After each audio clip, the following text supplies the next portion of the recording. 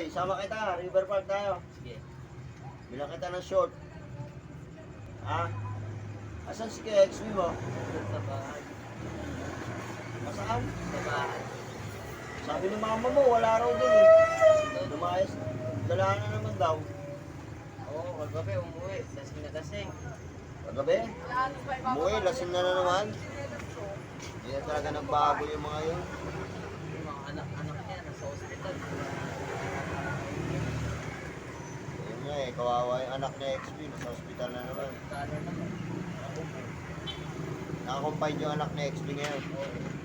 Sino bantay ron? Papa. Dapat sila nagbantay din si Papa eh.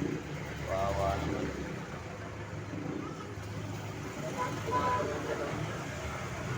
Wala tayong magagawa. Makakatulog, tapos mag-iinom, mag-aaway. So guys, ito kapatid ni XB, bunso sa lalaki. Siyempre, lagi rin pumapasyal dito sa shop ko yan.